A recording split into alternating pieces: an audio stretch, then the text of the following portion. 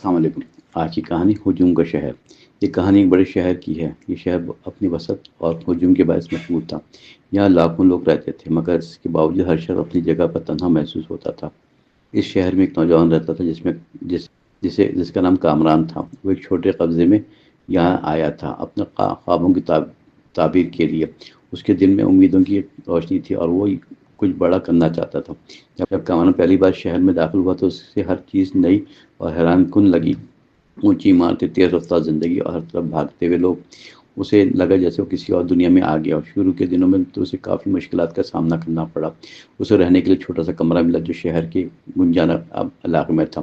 وہاں شور زیادہ تھا اور سکون کم تھا، مگر وہ اپنے مقصد سے پیچھے نہ ہٹا۔ کامران نے ایک دفتر میں نوکری حاصل کر لی، جسے سارا دن کام کرنا پڑتا تھا۔ اس کے ساتھ ہی مختلف علاقے سے آتے تھے، مگر کسی کے پاس اتنا وقت نہیں تھا وہ کسی سے گہری بات کر سکے۔ ہر کوئی اپنا کام میں مصروف، اپنی زندگی میں الجھا ہوا تھا۔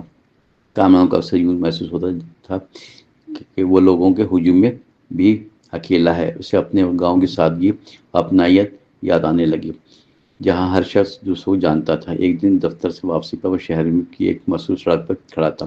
گاڑیاں تیزی سے گزر رہی تھیں، لوگ جلدی میں ادھر ادھر جا رہے تھے۔ کامران نے ارد گرد دیکھا اور سوچا کہ کیا واقعی یہی وہی زندگی جس کا میں نے خواب دیکھا تھا؟ اس کے دل میں ایک عجیب سی اداسی پیدا ہونے لگی۔ اسے لگا شہر میں سب کچھ ہے مگر کچھ بھی نہیں۔ یہاں روشنی ہے مگر سکون نہیں، ہجوم ہے مگر رشتہ نہیں، کامیابی ہے مگر خوشی اور احساس کم ہے۔ چند دن بعد اس کی ملاقات ایک شخص سے ہوئی جس کا نام سلمان تھا۔ سلمان کافی عرصے سے شہر میں رہ رہا تھا۔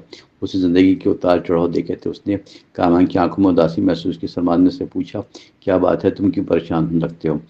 کامران نے اپنے دل کی بات بیان کر دی اور یہ کہا، شہر میں اپنا پن محسوس نہیں ہوتا۔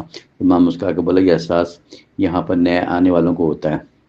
اس نے کہا، یہ شہر ان لوگوں کو آزماتا ہے جو یہاں آتے ہیں۔ اگر تم صرف باہر کی چمک کو دیکھو تو تمہیں مایوسی ہوگی، مگر اگر تم یہاں اپنے لیے معنی تلاش کرو تو یہ شہر تمہارے لیے بہت کچھ دے سکتا ہے۔ کامران نے اس کی بات پر غور کیا اور فیصلہ کیا کہ اس شہر میں کو اب نئے نقطۂ نظر سے دیکھنے کی کوشش کرے گا۔ اس نے چھوٹی چھوٹی چیزوں میں کوشش تلاش کرنا شروع کی، جیسے کسی اجنبی کی مسکراہٹ یا کسی پارک میں بیٹھ کر سکون کے چند لمحات گزارا ہے۔ وہ آہستہ آہستہ شہر کے مختلف حصوں کو جاننے لگا۔ اسے محسوس ہوا کہ ہر جگہ کی اپنی ایک کہانی ہے اور ہر شخص اپنے اندر ایک دنیا رکھتا ہے۔ ایک دن وہ چھوٹے سے چائے کے ہوٹل میں بیٹھا تھا، جہاں کچھ لوگ بیٹھ کے باتیں کر رہے تھے۔ وہاں اسے ایک انجان سا سکون محسوس ہوا۔ لوگ ایک دوسرے سے ہنس کر بات کر رہے تھے، جیسے وہ ایک چھوٹی سی دنیا میں جیتے ہوں۔ کامران نے محسوس کیا، اگرچہ یہ شہر بڑا ہے مگر اس کے اندر چھوٹے چھوٹے گوشے بھی ہیں جہاں انسان رشتے ابھی زندہ ہیں۔ اس نے ان جگہوں کو تلاش کرنا شروع کیا، وہاں وقت گزارنے لگا۔ آہستہ آہستہ اس کے کچھ دوست بھی بن گئے جن کے ساتھ وہ اپنی باتیں شیئر کرنے لگا اور ہنسی خوشی کے لمحے گزارنے لگا۔ اس نے سیکھ لیا کہ اس تنہائی سے جگہ نہیں بلکہ اندر کے احساس سے پیدا ہوتی ہے۔ کامران نے اپنے کام میں بھی دلچسپی لینا شروع کر دی، اپنے خوابوں کی حقیقت بنانے کے لیے محنت جاری رکھی اور وہ اس شہر کو ایک دشمن نہیں بلکہ ایک موقع سمجھنے لگا۔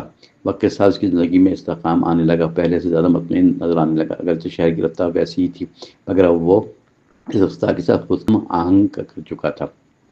ایک دن سے سوچا وہ اپنے گاؤں واپس جائے اور اپنے لوگوں سے ملے۔ جب وہ وہاں پہنچا تو اسے وہی پرانی اپنیت محسوس ہوئی، مگر اس بار وہ خود کو مختلف محسوس کر رہا تھا۔ اس نے محسوس کیا کہ شہر نے اسے بہت کچھ سکھایا ہے، خاص طور پر یہ کہ زندگی کا مقصد صرف جگہ نہیں بلکہ انسان کے رویے اور سوچ سے بنتا ہے۔ اب دونوں دنیا کو سمجھنے لگا۔ جب وہ لوٹا تو اس کے اندر سے ایک نیا اعتماد تھا۔ وہ جان چکا تھا کہ شہر میں رہتے ہوئے بھی اپنی پہچان برقرار رکھ سکتا ہے، اپنی خوشی تلاش کر سکتا ہے، انسان کو تنہا بھی کر سکتا ہے، مضبوط بھی۔ یہ اس بات منحصر ہے کہ وہ خود کو کس طرح ڈھالتا ہے۔